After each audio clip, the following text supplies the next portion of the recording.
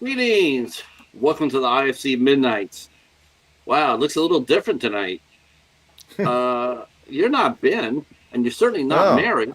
I'll You're say it not got a Mary whole lot Wilson. uglier in here tonight, baby. Holy cow. You know what? It's almost like all of a sudden it's like, maybe it's a conspiracy to get us together to talk baseball. There you go. We can make this whole Um, thing a baseball discussion, man. God. Welcome to the IFC Midnights. I'm Patrick. And special night is Ken from Sledgehammer Horror, one of the more rockinest horror tubers out there, and also a young actor, a young thespian. And welcome in. This is the first Thank time you. I hosted for anything other than 8 Questions with, so I'm glad you're here with us. No, I'm super excited to be here. Like I said, anytime I get the chance to work with you, I'm on board. I'm in. Well, of course, some of you may not know from my hit and run visits to Sledgehammer Horror that we have we're both fans of independent film. Ken and Ashley are big A24 fans, and I've been telling them about IFC Midnight stuff. And I said, you know what, I got to bring him over here to see what I've been talking about, and see if we can get him on board. I offered him cookies, and I offered him a cat, and lo and Yeah, behold, it's here. So I'm really happy you're here. it's And it's the cookies, man. Like you sold me on the cookies. Oreos are I don't know. Wait a minute. You know we're in Michigan, right? So what is the Michigan cookie? Man, I don't. For I me, it's don't. just Chips Ahoy. Like I'm a Chips Okay, Ahoy guy. that works for me. Give me those chewy ones. Like those are on point. The chat is already popping. I see the Wonder Twins are here, Mika and Kira. Van Girl Cheryl, who is a tremendous lover of all things horror. And I think there's Mary Wilson, our other knight. She'll be in the chat tonight. And Luke Ponto, I see you, brother. What's going on? Glad you're here. Glad you're here. Tonight, the movie that we'll be talking about is 2000 from 2018. It is The Clovehitch Killer, starring Dylan McDermott, Charlie Plummer, and Samantha Mathis, and Madison Beatty. Um, so, wow. First impressions on when I told you that we're going to be watching The Clovehitch Killer. First impression was probably what the hell is the Clovehitch Killer? Um, and then went from there and checked it out, and I'm glad that I watched it. Um, some of the things we've watched this year have not been top tier. I know this is not from this year, but it was a good watch. It left me with anxiety. It left me a lot of dread throughout the movie. Um, so yeah, I mean, I did have a good time with it. And I want to say real quick, if you guys are here from Sledgehammer Horror and you're streaming with us, make sure you're going to Patrick's channel and make sure you're subscribing to his channel. He's great. We talk probably every day, whether it's about baseball or movies, and he's a good friend of mine. So if you're here from Sledgehammer Horror, I know that we didn't have like a big lead up. We just shared it over here. Make sure you're going and subscribing to him. You're not going to regret it. He works his ass off, whether it's with the IFC Midnights or if it's 8 questions. He's just constantly on the grind. So make sure that you're checking him out, guys. I do appreciate that, Ken, and thank you so much for coming in and being our first guest night. I've been looking forward to this. When I said excited to do it, you were the first person I went to. You're the first I person appreciate I it. went to because I give you guys so much poop on your channel when I go over there and I know It's all Ashley in love, surprised the man. hell out of me. I love you, Ashley. She did her top 5 horror films. I'm sitting there going like, oh boy, here we go. And then she surprised the hell out of me by picking 5 movies that I didn't expect. I didn't see coming. And I'm going like, wow, that's cool. That's really fun. She's Um, she's amazing. she liked both. She liked both. It Part 1 and 2. She And did. yeah, that surprised me because most people, including myself, we are we're big part one fans. I didn't get in part two that much, but I love part one. Um, It's so I thought funny it was, because I'm the opposite. I love Chapter Two. I don't know what it is you know, about that movie. I think it's Bill Hader's performance. I was gonna say, Um, that really pushes it over the edge. James McAvoy's performance as well is so good. Like I just like obviously I love what the kids do, and as a kid, I loved it 1990 the miniseries, and watching like Brandis and Green and all them. And I thought that what the new kids did was fantastic, but man, the acting and just the character acting in Chapter Two to me was just something special. So that's one that I really enjoyed it. Chapter Two a lot. it's funny we're talking about it and a bunch of kids, and and to me, the scariest. I still say the scariest thing about it wasn't Pennywise, but not by half. It was Bev's dad. Yeah. Think about that, and that I mean, people were coming out of the theater. They're standing there talking about her dad, Mm, and it's funny that we're talking about it, talking about dads. You're a father, and yep. here we are. We're going to be talking about another father. The fathers are our fathers are like like suddenly on the endangered list. It seems like they're going to make the dads like creatures of the night. That's going to be sort of weird as a father to see fatherhood being portrayed as such. Um, like evil fathers, like this. Not even stepfathers. You're talking like biological fathers. Like Yeah. there's no, and that's got to be sort of weird as a parent to see see parenthood put on trial, so to speak.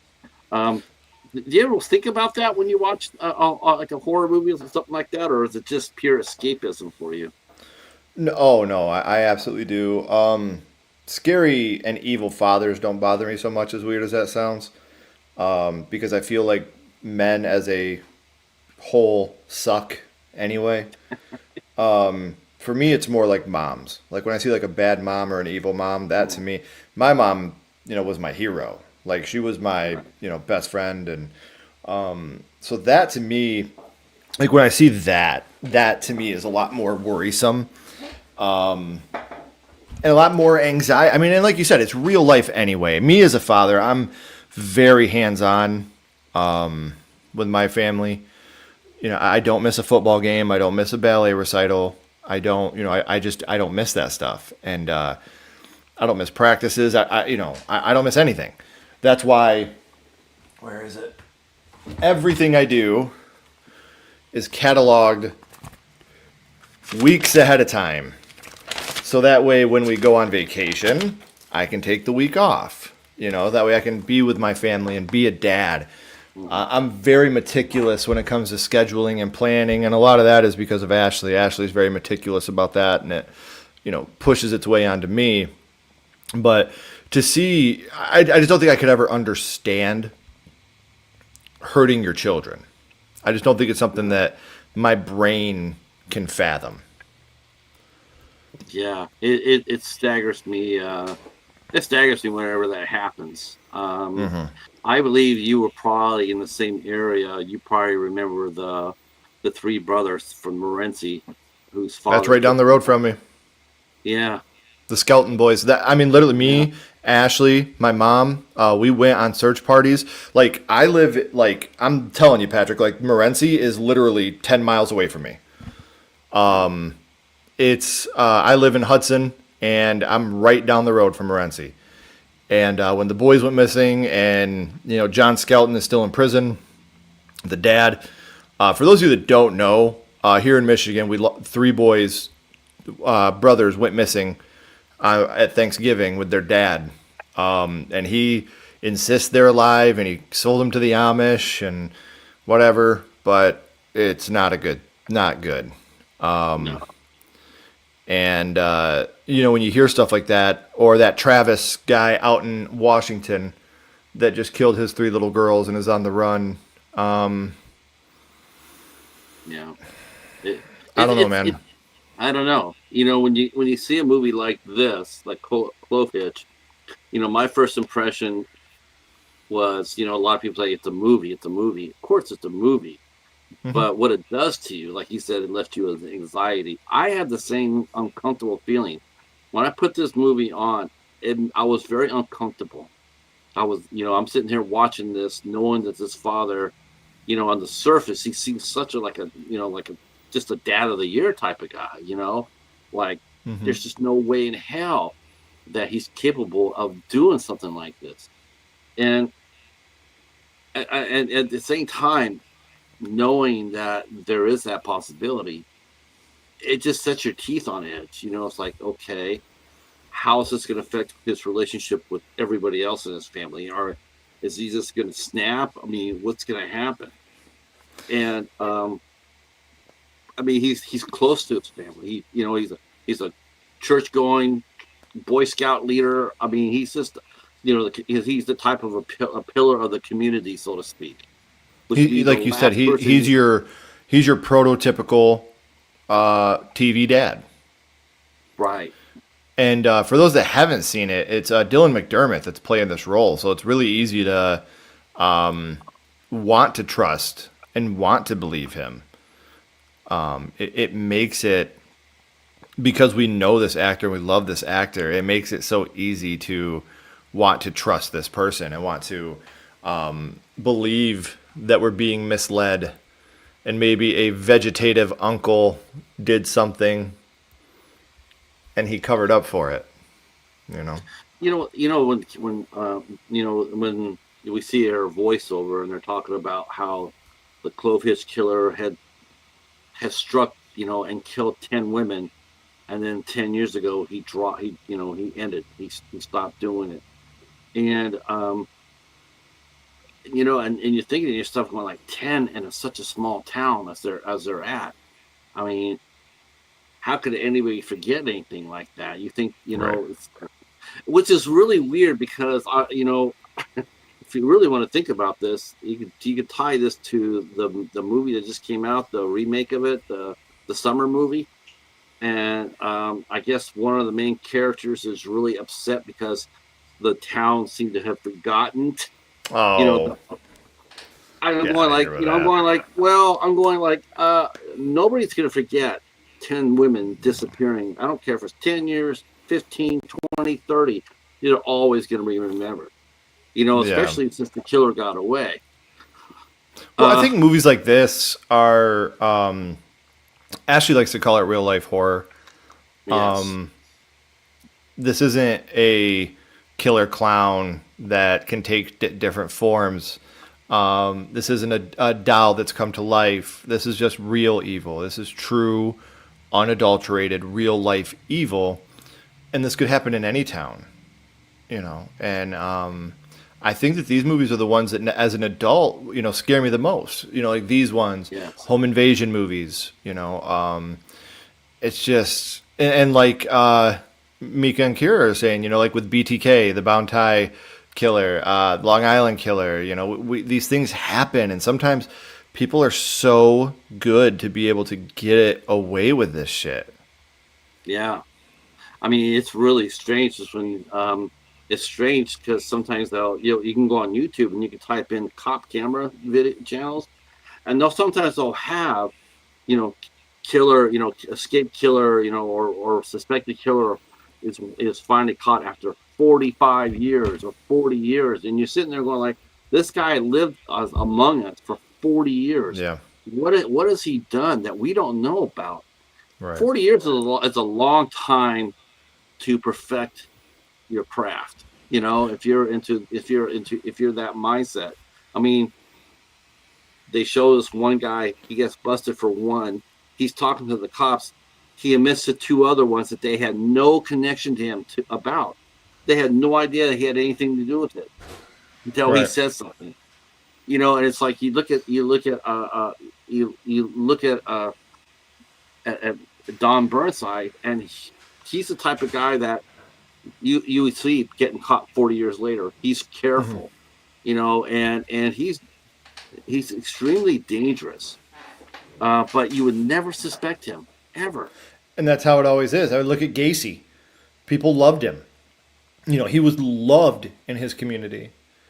And he was hiding boys in his crawl space.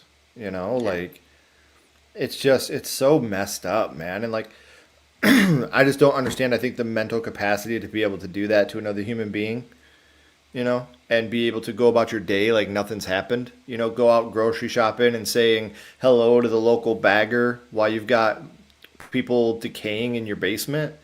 It's something that I can't fathom as a human being. Well, I think that the director Duncan Skiles did a superb job with Clovehitch. First of all, we got to talk about the cast. We're talking little bit about Dylan McDermott, but we have to talk about the other three principals as well.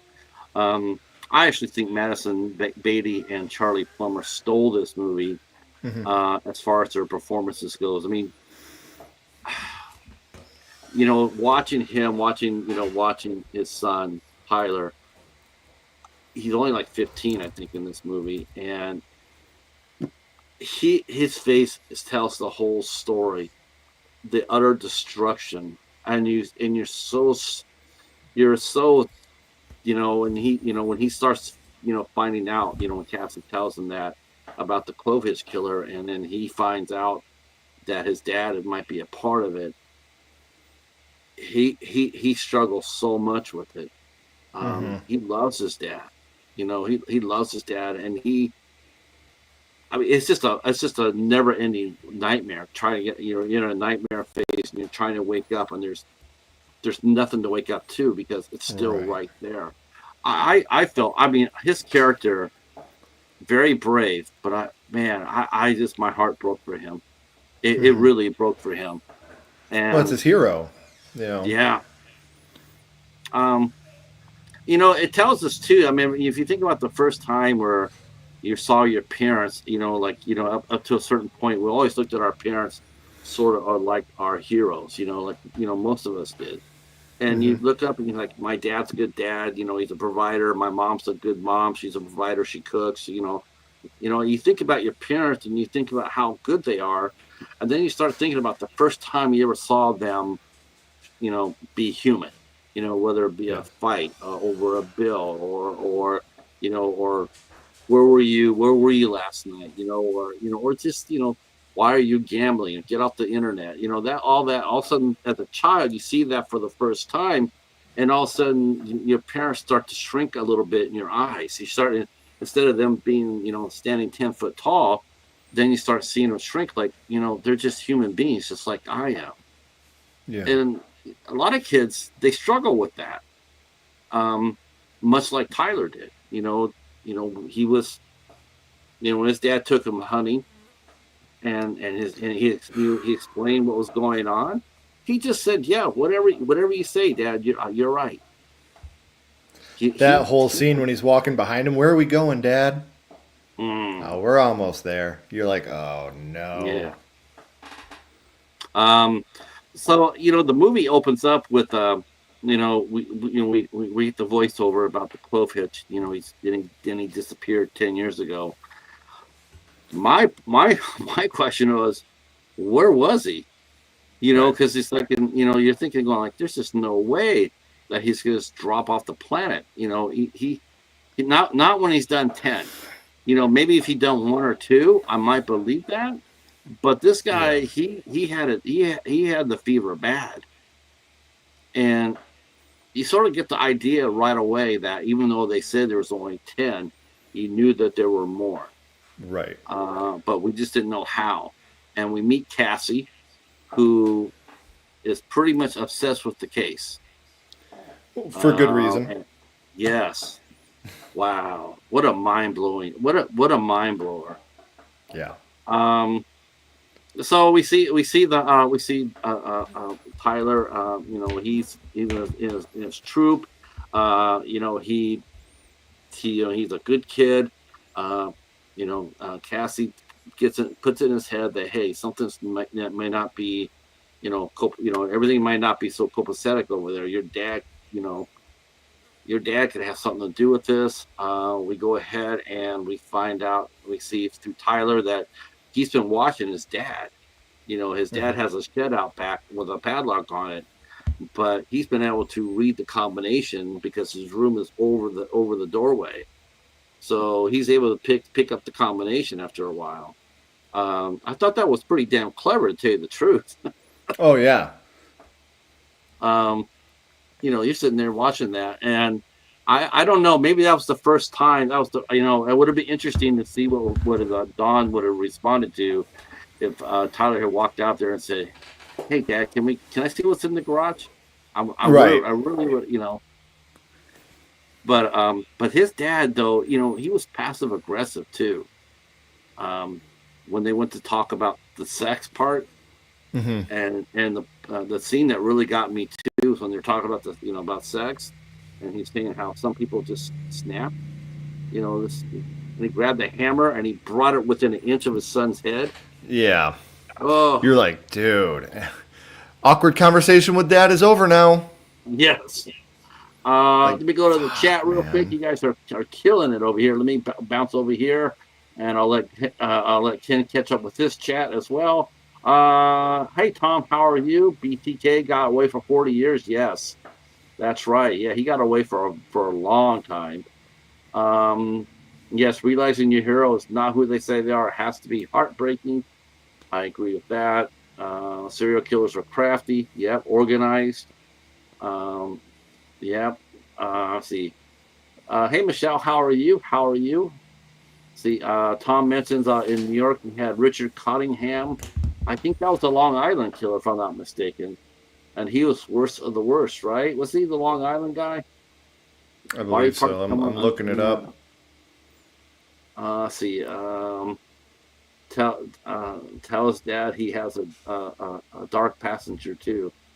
Uh, um, let's see. Yeah, he's and the thing is too, um, when he starts investigating after what Cassie tells him, then we see him run across his friend who's very religious, and Tyler drops some pictures that are actually Clovehitch killers victims, Hmm. and his friend thinks that they're sex pictures, and they're not they're victims. Of course, his friend overreacts, which is probably in the hindsight was probably a good thing.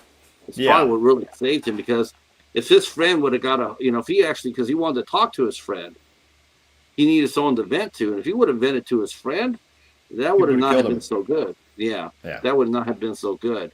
Um, and he thinks that he's a pervert, and people are, they're sitting there calling him that because they don't realize what's going on, but Cassie does, and they start investigating.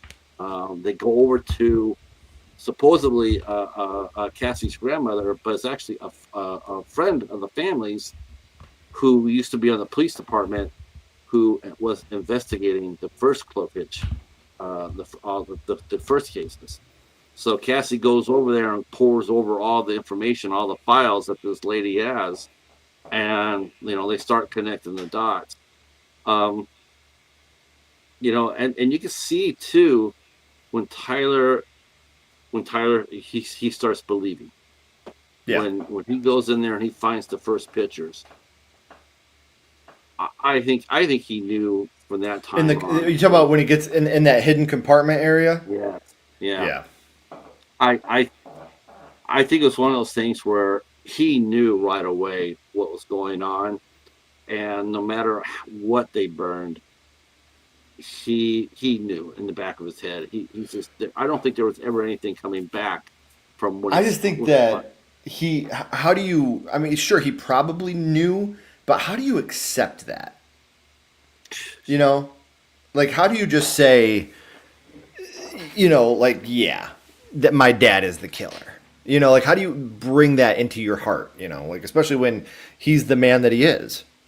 It's not like some crazed meth head or, you know what I mean? No, Like, stand up guy doing everything he can for the community.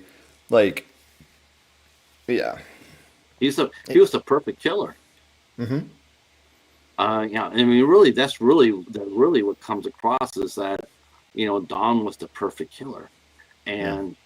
and and really, we see this later on, but you think about it for a minute, and you're actually sitting there going like, wow, he showed great restraint for the past 10 years. I mean, he only slipped three more times.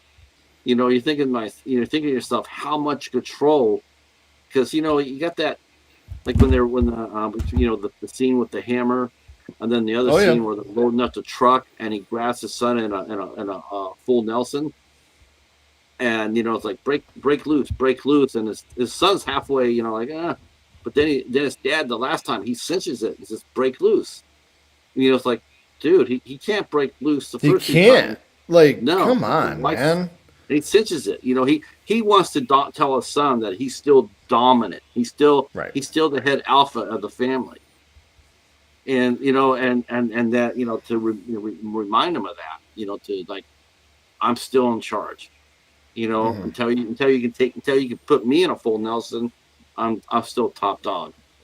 And he does it with a like a passive aggressive way. Um, what did you think of the character of Cassie? She was I pretty mean, bright. until you find out her reasoning, which I don't want to spoil for people that haven't seen. We're not spoiling this, are we? Um, uh, we'll try to keep it as light as possible. Okay. You're like, why is her obsession so big? Why does she care so much? You know? Mm. And then, given the reasons, you're like, okay, I can completely sympathize and empathize with why she's doing what she's doing. Let's see. Hey, Corey, how are you? Yes. God, I'm sort of. I don't know. I don't know how to be. I don't know just how I feel about this. Like, I think that's the Long Island killer. I think I only knew that because I read that in People magazine. Hmm. I do not keep track of people like that. Ugh, just. uh, Um. Yeah, you're right. I mean, when we're like Dylan, he tells her, he says, I get it, why you're obsessed with Clovehitch, because it makes you interesting, it makes you, stand out. But, of course, that's not the, real reason why. Right. Um, and I'm not really so sure that sort of attention is something that you really want. I think Cassie by that time, she's on the hunt. I think she senses when she meets Tyler and they start talking. I think it was like a door opening for her, and she was just Hmm. going to follow that trail wherever it took her, no matter who, no matter Yeah. and I like the way how she called him Clovehitch, Hmm. after the night. Um, and I thought that was like she is departmentized this guy, for her own narrative, basically probably for her own sanity. Her idea is like, I'm going to find this person no matter what, how it's going to take me, no matter how long it's going to take me, I will find them. Right. I thought she did a great job with the actor who played her, Madison Beatty. The first time I ever saw her in a movie, and she was really good. I've seen Charlie Plummer and a couple of other things, but these two young actors just really just ran with this movie. Hmm. Um, what did you think when they, the really one of the scarier scenes is indeed when they go camping. When Don discovers that his son has actually been creeping around in his private area. Yeah. He's not very happy about that. Um, and he goes ahead and he says, well, we're going to go do something we haven't done in a long time. We're going to go camping. Okay, I don't know about you, but whenever we went camping, like with a family, my Hmm. dad didn't come out carrying a rifle with him. he No. he had a handgun, because he was a ex cop, but he didn't walk around with a rifle, a hunting rifle. Um, Right. especially for a weekend, and you're not going hunting. It's not like it's deer season or anything. You're just bringing the gun. Um, And you're right. You can definitely see Tyler. He's terrified. Mm-hmm. He's walking down that trail, and he's just like, he's terrified. Yeah. Uh, Don't worry, we're almost there. You're just like, yes. no, don't do it. Um, so they start talking, and this is you think if Tyler had been about 17, he probably would have picked up on this, the line of bullshit his dad was feeding him. But he's only 15. He's Right. not. And his Well, I think dad's a sitting big part there. of that too is just his want so bad to believe him.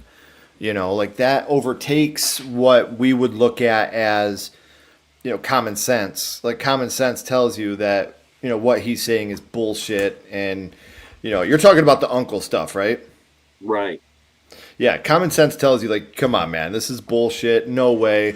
But he has such an, which we find out even at the end of the movie, he has such a unconditional love for his father that he's willing to believe him no matter how much his instincts are telling him, come on, man.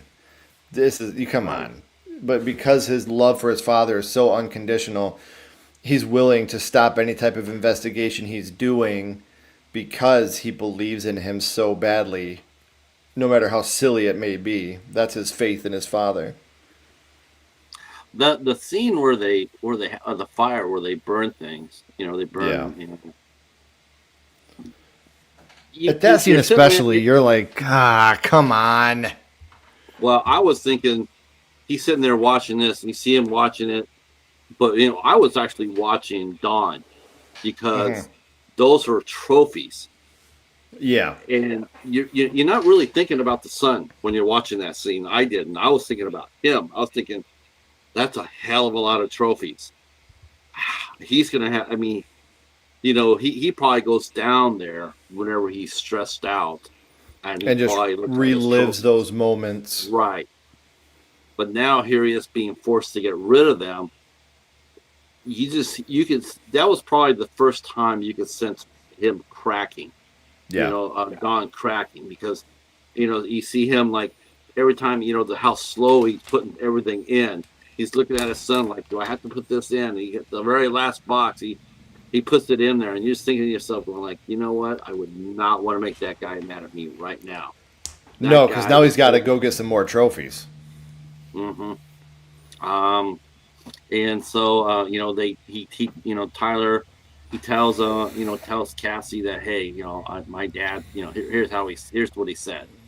And then Cassie, she takes him over to one of the victims' houses, locks him in there, and then drops the bomb that her mom uh, uh, was in one of the was Clovehitch. One of the victims. And then Tyler fills in the blank, saying he knew her mother. He knew the mother's name because he saw her driver's license. And then the game is really afoot. Yeah. Um, that was a turning point in getting rid of those items. He had to go out there and kill again to deal with that loss. Yes, I mean, I don't think there's any reserve. Like he didn't have like a super secret stash anywhere in the house. There's just no way he would do that. Right, because he didn't expect his one to get found.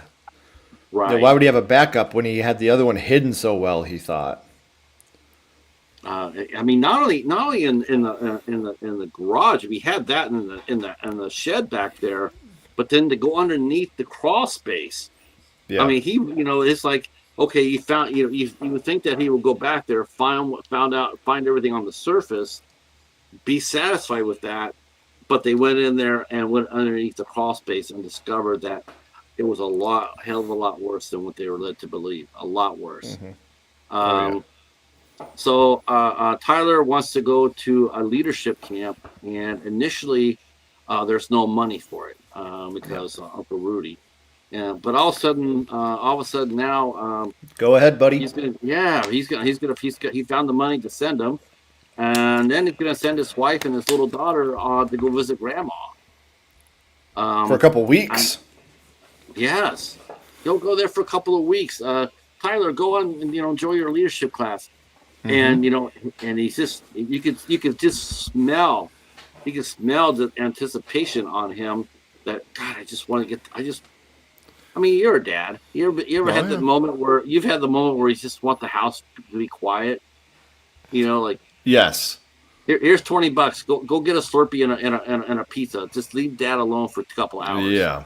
Okay. And then he's alone. Uh, Tyler goes to camp. and we see a little bit like we're wondering like how much did the mom really know? Because right before they left, before they went to grandma's house, it shows Don and his wife and the wife, the mother, trying to have sex. But of Mm-hmm. course, all the materials that Don has, tackling fuel, so to speak, he doesn't have it anymore. So he's running, he's running on fumes. He's not able to have sex with his wife because his wife happens to be one thing that his other dates aren't alive. Right. So, She's right. and she's very sympathetic. She has no idea the monster she is with. None. No. Not even a not. I mean, God, not even a whisper. Um, and of course, then they all leave, and then we start seeing Don. Like, okay, and he slips into his persona. We see him do normal things, work his job, and he's working his job. He goes shopping at the supermarket. He helps some people out. He helps a young lady out there. Everything seems normal, Yep. um, until he gets the urge to. Well, would you take us? You can take us through the next part. Well, I mean, once he picks. Well, are you talking about photo shoot? Yeah, Man, that was weird. this scene felt very out of place to me. Yeah, It just like this is one of those scenes I feel like they just threw in for like a shock value type thing. I don't know. This scene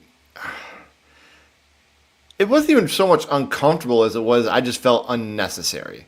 I just felt like this was an unnecessary scene in the movie. and I just don't see him putting on his wife's clothes without the wife noticing it. Right. I don't know about anybody else, but I can tell you one thing. My wife knew her clothes. I mean, she would know. She could tell you when she wore them last, what she wore them Mm-hmm. with, where she got them, the design. I mean, you know, her shoes the same way. If you walked in her closet and you put, she could tell if you had been in her closet without being in the closet. She could tell you. Oh, Um, absolutely. I mean, uh, I felt the same way, but I also felt that it was a scene of desperation because he's losing control, and I Oh think yeah, he's doing it to try to I think quill that urge. hmm Yeah, but it's not working. It's not going to no, work for him. But again, I don't know. I just don't see his character from everything else we've seen him do. I don't think he would really have that reservation about going and doing it again. To go to I that think level. I think it was more of the poses than it was for him to actually be Yes.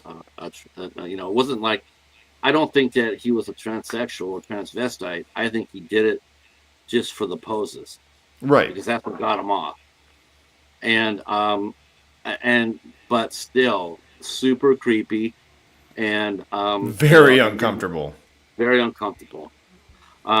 So we it's uncomfortable because we see him cracking. Yes.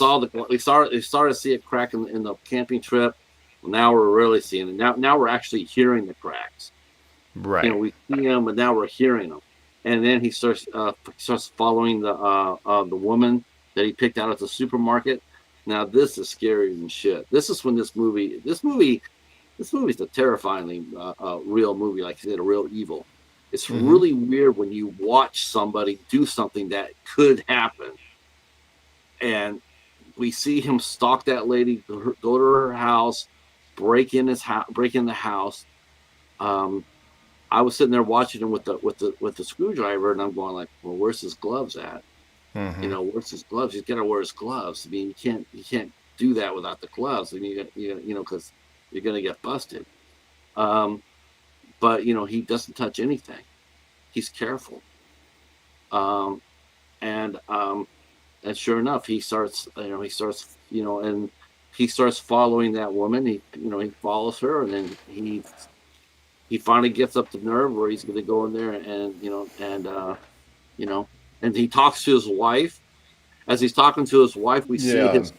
we see his kill kit on the bed, all organized like a Boy Scout troop leader. Everything's all in its place, all organized. Had a first aid kit in there.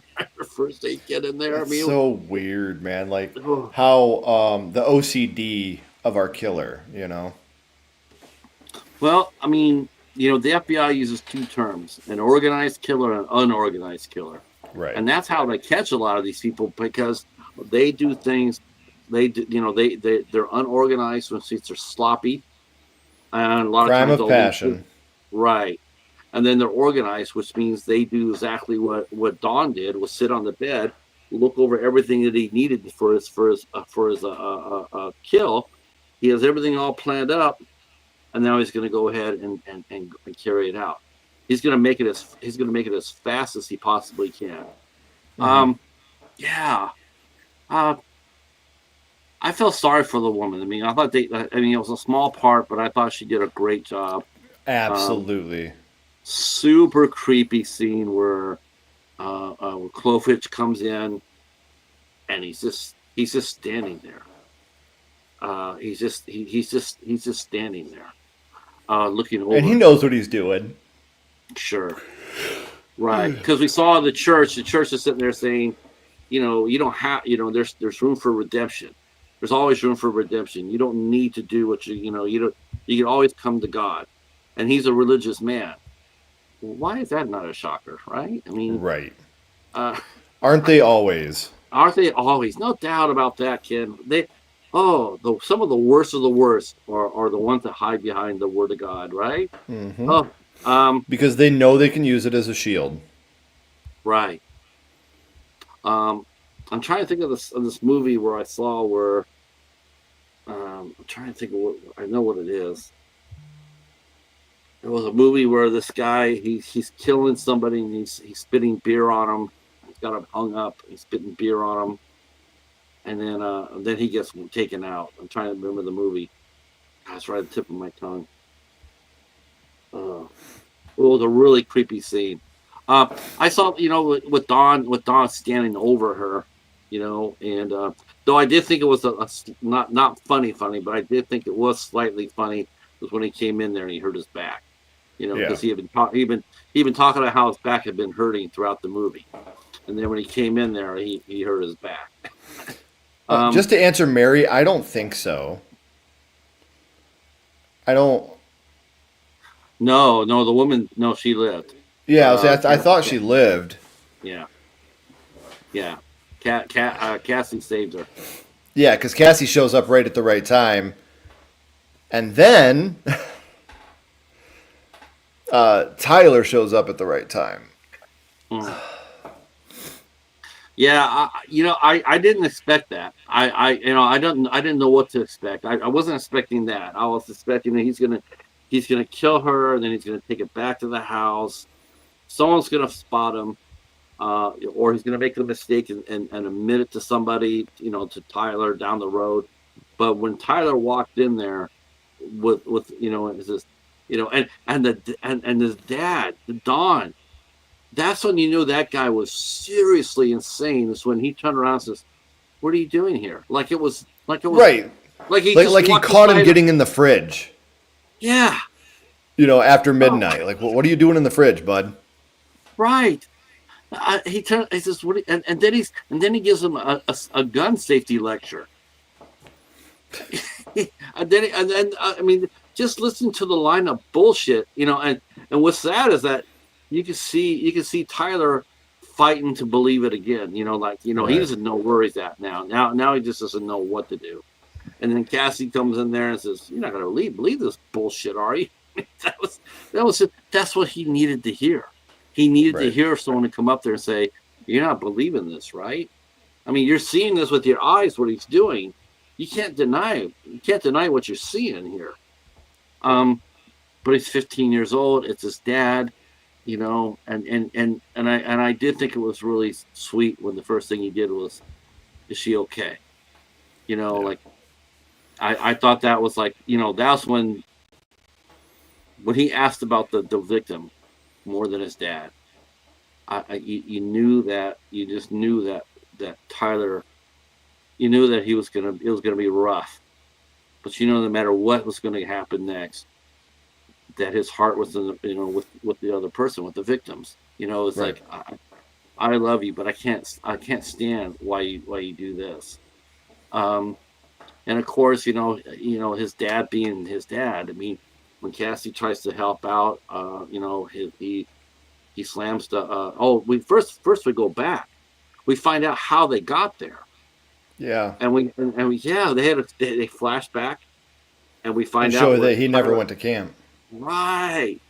I mean, he never went to camp. Mom went to grandma's, but he never went to camp. They followed him, and damn well that was not Tyler's idea. None of that was. That was No. all no. That was all Cassie. Um, that was all Cassie. Now, was it? Was it? Was it? Yeah, it was. I think Tyler had the idea of. No, no, that was Cassie too, about tracking his phone. Yep. Yeah, that was that was clever. I kept on thinking, well, like, you know what? If she happens to survive this movie, she'll be a damn good cop. I mean, she comes up with some really good ideas. Um, yeah, the two kids are following Dawn. And since Dawn's not expecting them, he's not looking for them. So as long as they're careful, they won't be discovered. Though I thought for sure when the one lady walked by there where he was in the bushes, and she walked by with that fat ass dog of hers, I thought she was going to look at him and say something like, "Why are you Hmm. down there?" Because that's not normal behavior either, right? But Oh no. no, the dog didn't do anything though. You notice that the dog just kept on walking, so she kept on walking with the dog. If the dog had barked or turned around, the game might have been over. Right. But that didn't happen. So, um, and then they're tracking Dad. They see Dad during the day. He's at his job. He's driving his truck, and then they figure out that uh, the dad is indeed stalking that woman, and they're using the phone to track him. And when the phone suddenly doesn't move at all for hours, and it was clever how they did that. They went inside the house. Tyler went inside the house to get the phone, and then and God help God, God bless him for this, but he saw his dad cross dressing, Yeah. and how he kept quiet for that. I was like, that's pretty damn good. I mean, I think if anything else, he probably would have started laughing. But Right. I don't know about you, but if I saw my dad wearing my mom's clothes, even if I was supposed to be quiet, I'd probably lose my shit. I'd probably be laughing. Yeah. Like, what the hell Um, are you doing, man? but the game would have been up. I mean, Right. so he texts Cassie for help, and then we see Cassie come over and walk in and distract Dawn long enough for to Tyler to get out of the house. That was a close. I mean, the tension is starting to. Oh, am I froze up? No. Oh, I am on. Oh, I am frozen. I can Oh, hear. I mean, I can still hear you just fine. yeah, I'm frozen on the. Okay. Oh, okay. Uh, Let me bounce out and I'll come back. Oh, Okay. fuck.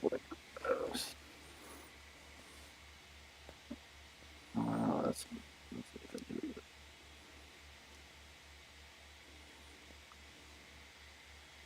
Okay. Am I back?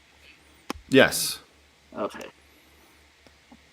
All right. So, what did you think of the? What did you think? I mean, I tell you what I got from that scene.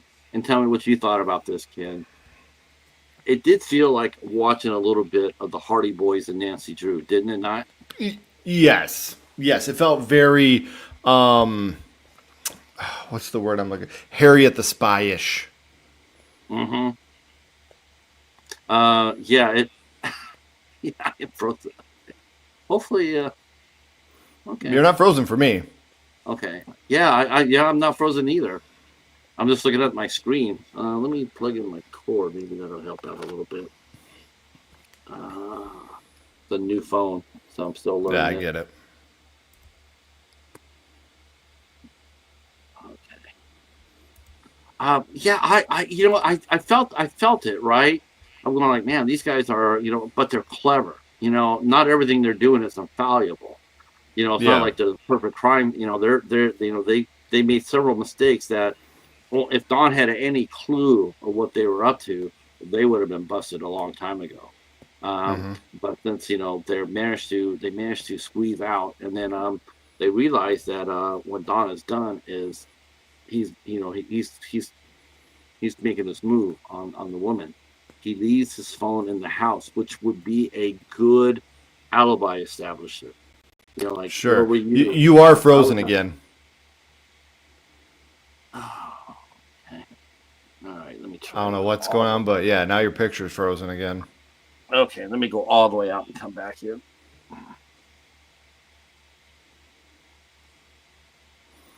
What's up, everybody? You got some questions? Go ahead and ask. Let's try to do that while he's getting back in. Hope everybody's having a good night.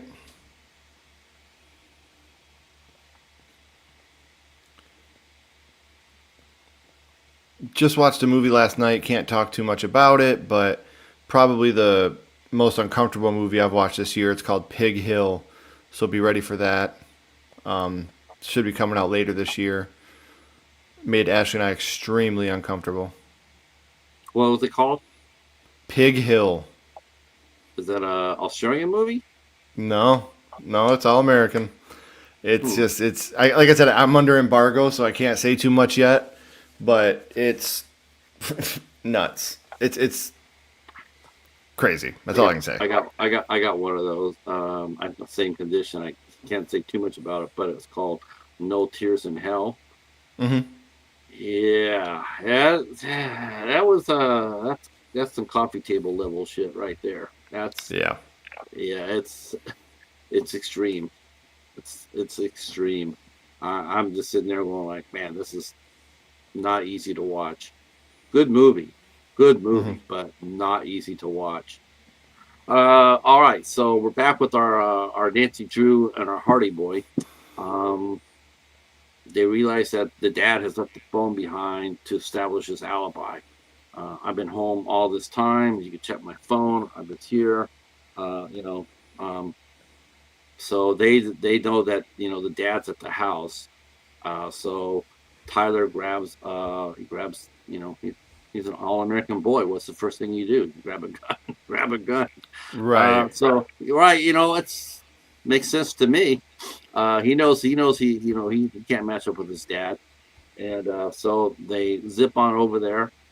And by that time, Don has he's getting ready for the kill. He's going to start torturing this woman. He already has. He put the Clovehitch tie on Hmm. her. Very very uncomfortable scene. Even when you watch a mainstream actor like Dylan McDermott, it's still a very uncomfortable scene. Yes. Seeing it. Um, and so and he's so. Oh, what's really creepy about this? What really just goes right up your spine is that he's so calm Hmm. and Duncan Skiles has minimum music here, Yeah. minimum. So it really ramps up the tension. There's no normal suspense music that you would get in a movie like this. It's quiet when he stalks the woman when he starts casing the house and they have that wide pan of the backyard and there's no music. Hmm. Man, that's just like that's some shit because Yeah. it seems like it's real life. It seems like this could be happening right now. Um, and then they do come in the house, and Tyler, to his bravery, he attempts to stop his dad. He has a rifle, and um, he's got it on his dad, and his dad starts talking to him, trying to calm him down. The only thing that made me a little bit surprised was when Don grabbed the pistol and emptied it. Oh Uh, yeah. that surprised me. He grabbed it. I'm like, wow, okay, he's emptying it. He's like, look, I'm just joking, okay. The reason why it surprises me is because when he takes the rifle away from his son, he's going to shoot him, and it's Yeah. just like, well, why didn't you just keep the pistol?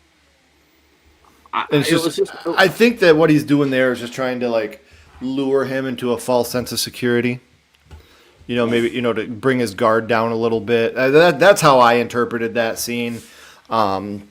Look, it's still me. It's still your dad. You can trust me. mm, And then that's how I perceived this scene myself.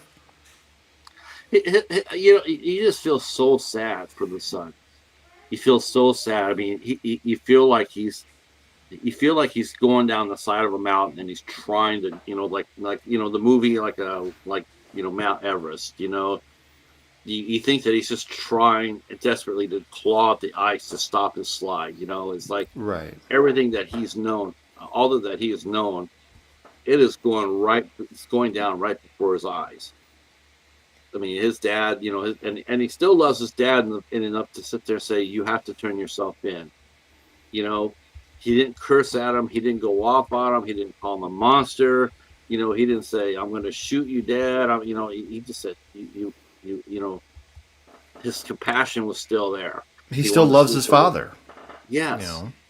he wants to see if the lady's all right, and then he tells his dad he has to turn him in. You have to turn yourself in. Not that I'm going to turn you in, but you have to turn yourself in. Right. For And me, you know. yeah. Of course, then they start. After Dawn knocks Cassie senseless after she tries to help the lady, um, and then we see Dawn and his son. They're fighting, and um, Tyler's fighting for his life now because his dad's going to kill him. Hmm. I mean, his control has snapped. When he pressed the trigger, that basically signified that he lost all control. There was no control left for him. He had to do this. He needed it. It's like, I got to do this. Um, and it was appropriate how he got stopped.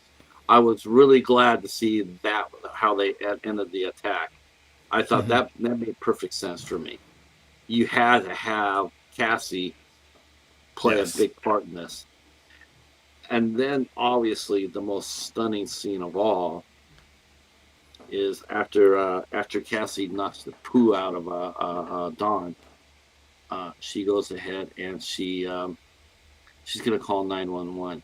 Of all the people that you would have suspected not to call 911, it would have been her. Right.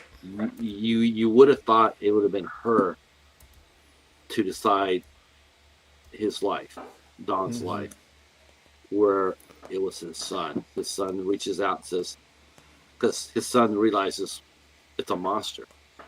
Well, and you also And got to remember too. At this one point, we didn't talk about it. He points the gun at Tyler and shoots. yeah, he does. That's what I You say. know. He emptied his gun. He emptied his handgun. And I was wondering about that. I'm going like, gosh, if he had the, like you mentioned that, he wanted to have control. But to me, it's like, man, all he had to do is just reach over and pull the trigger, Hmm. and because and I just couldn't understand that. It's like, wow, why would you have a fully loaded gun there? If that's how you're going to get out, I wouldn't empty the bullets out. I would Plot have, purposes. yeah. Um, so Tyler, he's not mad. That's the thing too. He's not mad. He's not mad at his dad. Like he said to him, he says, "I'm not mad. I'm not mad at you, bud." And his son's like, "I'm not mad at him either." But he realizes that his dad is a monster. Mm-hmm. I think he knows too that his dad would probably have, if they would have stopped it right then and there and the cops would have came, there wouldn't have been a murder. All the evidence was gone. Yep. Um, I think his dad would have went to jail for a little bbit, but he would have got out and it would have started all over again.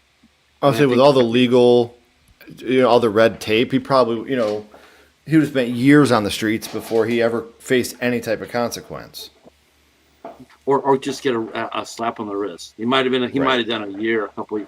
What exactly did you do? You assaulted a woman in her house. Okay, that's bad, but it's like what 3 to 5, he'd be out. Right. And And with he'd be his doing it record and good time, he's doing a year. maybe right. Yeah. And I think that that's what happened with Tyler is he realized that, and he just says, "Not on my watch." And so and next thing when the movie opened up, we saw where they're talking about Clovehitch. They show pictures of missing women on telephone poles, and now we see a picture of Dawn on a telephone pole. So the circle Right. is going to become complete. And they don't know what happened to Dawn. Where did he go? He disappeared without a trace. Which is not too hard to fathom, considering that Tyler is he's a Boy Scout. He can make it disappear. He knows, especially out in the woods. He knows how to cover a trail. He knows how to make it. I mean, that's just. And you saw him at the eulogy. You saw his sash that he wore, and that thing was chock full of craft. Woodcraft and other things that Boy Scouts do. And so it didn't really surprise me to figure out what he did with his dad. Right. And I I was just like, you know what? I totally get it. I totally get it. But when he Um, gives that, I love you, Dad, if you can hear me, you're like, oh, man, you just knew that you really prayed for him. You prayed that Tyler would survive this. I don't know. What did you think? Do you think mentally he survived this, or you think that he was broken? oh, I think he's broken. I think Yeah. that, like I said, when he delivers that eulogy and he ends it with the, if you can hear me, Dad, I love you. Because, Don was proud of him at the end there when he gave him that look, Yes. Yes. like, follow in my footsteps, son, you know. He didn't blame his son for taking this step. And I was surprised. I mean, I was sitting there waiting for Cassie to come out there at the last minute saying, it's not how I want it. I don't want, I don't want you to take that risk for me, for anybody else. I don't want, um, that's, and the other woman, the victim, don't forget, she was still unconscious, so she never saw anything. Right. So, and that eulogy was just, and the mom sitting there going like, first, Tyler sitting there going like, they think that someone murdered dad, and so no, no, no, no. They know that he committed, that he did it by himself, and Yeah. it was just like, damn, he really was smart. I mean, he was like his dad in one respect, right? Um, Mm-hmm. so I really like this movie a lot. I just thought it was like I said, I from the first minute to the very end, I just felt like it made me uncomfortable. I was Yeah. Oh, very yeah. edgy on very edgy. Um, The dread was real.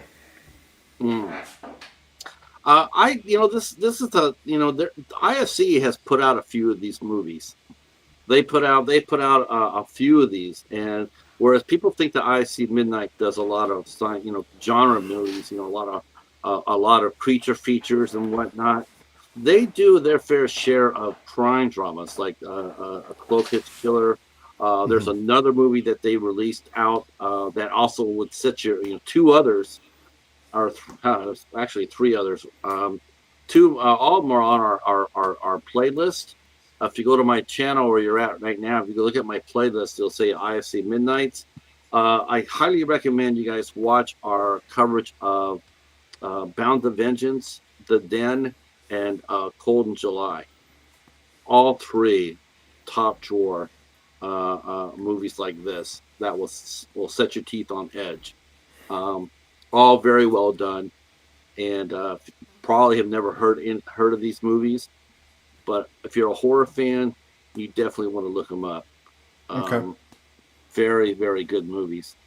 Uh, what would you rate this movie, Ken, on a scale of 1 to 10? Oh, 1 to 10? Yeah, I'd probably say like a 7.5. I go with 8, a solid Yeah. 8. Yeah. Um, were you surprised at how good it was? I mean, when you watched it, were you Oh just like yeah. Oh man, when I was like, oh, Patrick is sending me a movie, I was like, this is gonna be garbage. This is gonna be. uh, no, like I said, I looked at the cast and stuff before. It could have been probably a good 15 minutes shorter. I think that some scenes were really drawn out and dragged out, but overall, I had a really good time with it. Keeps you, like I said, there's not the who. It's not a who done it. It's just it's a why done it, so to speak. yeah, And to watch it come into fruition like that, I just and Dylan McDermott did such a good job, and yes, you're constantly waiting for Tyler to take that step up against his dad, and he finally does. Yeah, it's not a movie I would be in a hurry to watch again, just because of the darkness of it. yeah. But I still think it's a movie that you should at least watch once. Yes, I mean, if you're a father, let's see, he had no faith in you. Hey, he knows I bring the heat. That's right. Uh, yeah, I'm always there. I'm always there saying something's really good. I'm always Hmm. watching something really good. Um, yeah, you and Ashley. Man, you know what? I would love to see you guys as parents. To me, it's like that gives you the edge in a movie like this, as far as dissecting it. Is the fact Hmm. that you are parents, so you see Yeah. this movie on a much deeper level than someone like myself. Yeah. And I would definitely sit there, and I would definitely like to see how you guys, would break this down, for your channel, in front of the following. That would actually be a show I would really look forward to watching, I might sometime have down to the road. have her. I might have to have her watch it so we can talk about it together. I I already watched know it. I what. watched it on my own, so I didn't watch it with her. But we might have to Okay. have her watch it so we can dissect it a little bit. I ought to bring you guys. I ought to let you guys watch no Bound to Vengeance with me. Do a watch party. I'll show you. I'll show you what's really cooking. Okay. That's some shit right there. Bound to Vengeance, man. That's a corker. That's been our my favorite IFC movie that we've done so far. The Den was the first one, and then we did a Bound for Vengeance. They're sort of like spiritual sequels. Um, Okay. Man, I'm telling you, you'll be sitting there going like, man, you'll be gripping the chair. It's Okay. amazing, two amazing movies. I would give it an 8 too. I would definitely do that. The writer of the film is Christopher Ford, and he has a prolific pen. He has written Spider-Man: Homecoming. He wrote a very good movie, a very underrated movie called Cop Car, that starred Kevin Bacon and Shea Wiggum. that movie is that movie is something else. That's a really good one. That's highly recommend that. Look that one up. Cop Car. Um, Okay. yeah.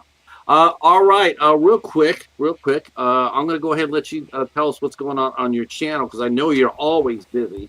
So tell Yeah. tell the folks about what you're doing on the Sledgehammer Horror YouTube channel. All right. So coming up this week, tomorrow we'll have our My First Horror Movie with Real Life Ryan. Tomorrow at 9 a.m. that comes out. Wednesday at 9 a.m. will be our top 10 summer horror movies. And Mhm. then Friday will be a dual release day because it's August 1st, we'll be releasing Ashley's new Villain of the Month video.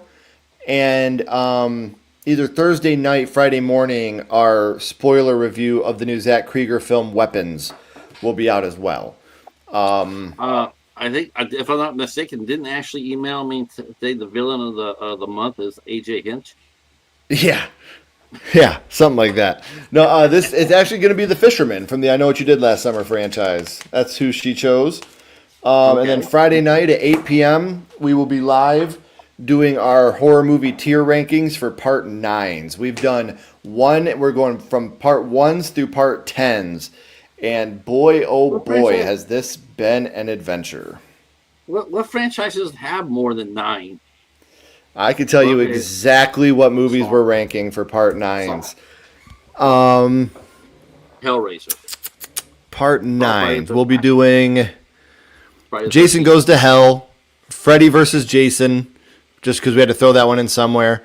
Rob Zombie's Halloween, Hellraiser Revelations, Spiral from the Book of Saw, and the 2022 Texas Chainsaw Massacre film.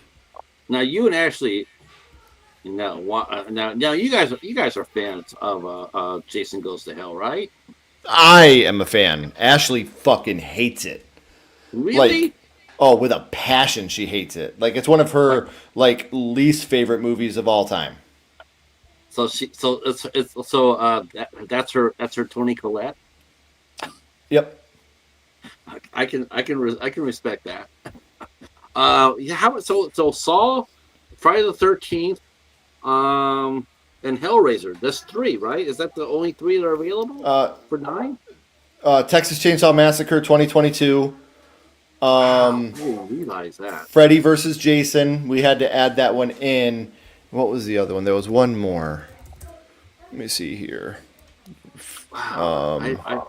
I think the one I was most surprised at when I heard how many was Hellraiser. I didn't realize there have been so many. What about Predator? There's 11 of those. Oh, so yeah, it's Jason Goes to Hell, Freddy vs. Jason, Rob Zombie's Halloween, Hellraiser Revelations, Spiral, and Texas Chainsaw 2022. Spiral. And then that's a good one. The part 10s, we don't have very many of those at all. We have 6. We had to include some off-the-wall ones on this one. There's Jason X, Halloween 2, Hellraiser Judgment, Puppet Master X, Saw X, and Children of the Corn 10. Wow, you're right. We had to add Puppet Master and Children of the Corn just because if we didn't, we would have only had 4 movies. Yeah, because I think isn't Puppet Master up to 12 now? I think so. Wow, and yeah, that's right. I think they're up to 12. They did the first 10. I think the first 10. I think was Charles Band. I'm not sure I think the other 2 have where the puppets were good puppets. I think the Littlest Reich and the one after that. I think they have the them going bad. Yeah. All right. Well, there you go. That's Friday. Yes, that'll be Friday at 8 p.m. As for me, I'll keep this real short. We'll be back here on August 5th. We'll be talking to a film director, Thor Moreno. He'll be here. And then on the 6th of August, we'll be interviewing Mike and Sheldon of the Graveyard Horror Podcast out of Canada. And then on August 17th, which is a Sunday, we have an A24 night. That's right, A24 in the house. We'll be covering Cut Bank, which is an excellent movie and highly recommended. And then Mary Wilson will be our host next for the next IFC show. We will be heading down to Shutter Road.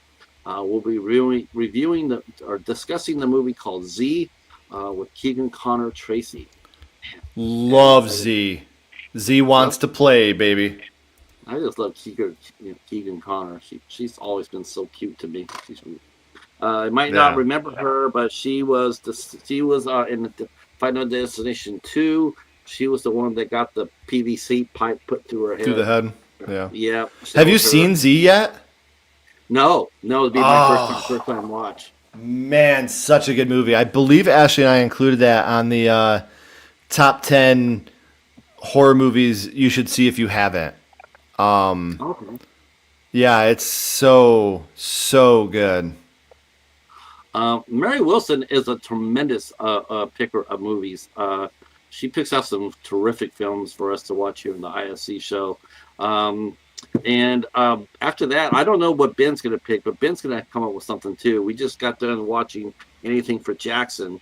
That's what we covered last month. That's a banger of a movie too. That's a good Yeah. one.